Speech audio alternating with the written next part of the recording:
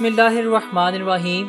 अस्सलाम वालेकुम दोस्तों, खून रेजी, कत्लो गारत और जंग का सिलसिला पहले भी था और अब भी मौजूद है। लेकिन हैरत की बात यह है कि कभी कभार दोनों तरफ मुसलमानों के गिरोह नजर आते हैं, यानी कातिल और मकतूल दोनों मुसलमान होते हैं। लेकिन दोस्तों याद रखें कि एक ऐसा दौर भी आएगा जिसमें खून रेजी और कत्लो गारत आम हो जाएगा, और इस दौर की सबसे बड़ी बात ये होगी कि दोनों तरफ मुसलमानों के गिरोह होंगे। दोस्तों जू क़यामत करीब आएगी, फितने कसरत से जाहिर होते जाएंगे, और इन फितनों में से एक फितना ये भी होगा कि मुसलमानों में बाहमी इंतशार, जंग, आपस में महाज अराई और खून रेजी के हादसात पेश आएंगे। ऐसे हालात में मुसलमानों को चाहिए कि खुद को बचाएं। दोस्तों इसके मुतल्लिक नबी करीम सल्लल्लाहु अलैहि वसल्लम ने क्या फरमाया, चलिए आप सल्लल्लाहु अलैहि वसल्लम की अहादीस का मफ़हूम सुनते हैं और इसकी तशरीह करते हैं। हज़रत अबू बकर रज़ी अल्लाह ताला अन्हु से मरवी है कि रसूल सल्लल्लाहु अलैहि वसल्लम ने इरशाद फरमाया, अन करीब फितने ज़ाहिर होंगे, खबरदार फिर फितने ज़ाहिर होंगे, खबरदार फिर फितने ज़ाहिर होंगे। बैठने वाला इनमें चलने वालों की निस्बत बेहतर होगा, इनमें चलने वाला इनमें भागने वालों से अच्छा होगा। खबरदार रहो जब ये फितने कायम हो जाएं। जो ऊँट रखता हो वो ऊँटों में मसरूफ, यानी इनकी देखभाल करके फितनों से रोपूश हो जाए।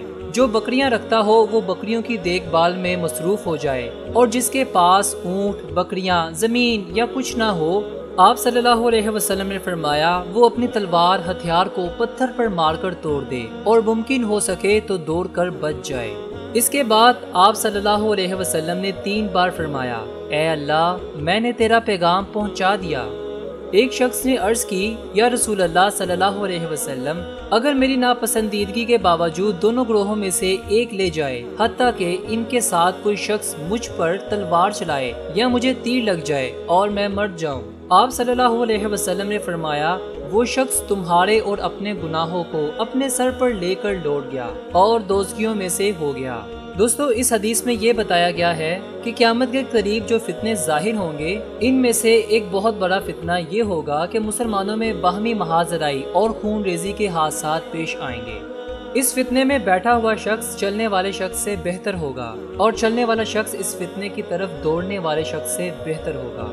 बस आगाह रहो, जब वो फितने पेश आएं तो जिस शख्स के पास जंगल में ऊँट हो वो अपने ऊँटों के पास जंगल में चला जाए, और जिस शख्स के पास बकरियां हो वो बकरियों के पास चला जाए, और जिस शख्स के पास इस फितनों की जगह से कहीं दूर कोई जगह, मकान वगैरह हो, वो अपनी इस जमीन पर या इस मकान में चला जाए। गर्ज ये कि जिस जगह वो फितना जाहिर हो वहाँ ना ठहरे, बल्कि इस जगह को छोड़कर कहीं दूर चला जाए और गोशाई आफियत पकड़ ले, या इस फितने से गैर मतवज्जो होकर अपने कारोबार में मशगूल हो जाए। एक शख्स ने ये सुनकर अर्ज किया, या रसूल अल्लाह सल्लल्लाहु अलैहि वसल्लम, मुझे ये बताएं कि अगर किसी शख्स के पास ना ऊँट हो, ना बकरियां हो, और ना ही किसी दूसरी जगह कोई जमीन या मकान वगैरह मौजूद हो जहाँ जाकर वो गोशाई आफियत इख्तियार करे और इस फितने की जगह से दूर रह सके, तो इसको क्या करना चाहिए? हजूर सल्लल्लाहु अलैहि वसल्लम ने फरमाया, इसको चाहिए कि वो अपनी तलवार की तरफ मुतवज्जो हो और इसको पत्थर पर मारकर तोड़ डाले, यानी इसके पास जो भी अलाते हर्ब और हथियार हों इनको बेकार और नाकाबिले इस्तेमाल बना दे, ताकि इसके दिल में जंग का ख्याल ही पैदा ना हो सके और वो मुसलमानों की बाहमी जंग के इस फितने में शरीक ही ना हो सके। ये हुक्म इसलिए है कि जिस लड़ाई में दोनों तरफ मुसलमान शामिल हों और एक दूसरे की खून रेजी कर रहे हों, इसमें शरीक नहीं होना चाहिए। और फिर इस शख्स को चाहिए कि अगर वो फितने की जगह से भाग सके तो जल्द भाग निकले, ताकि वो इस फितने के असरात से महफूज रह सके। इसके बाद आप सल्लल्लाहु अलैहि वसल्लम ने ये फरमाया, ऐ अल्लाह मैंने तेरा अहकाम तेरे बंदों को पहुँचा दिया।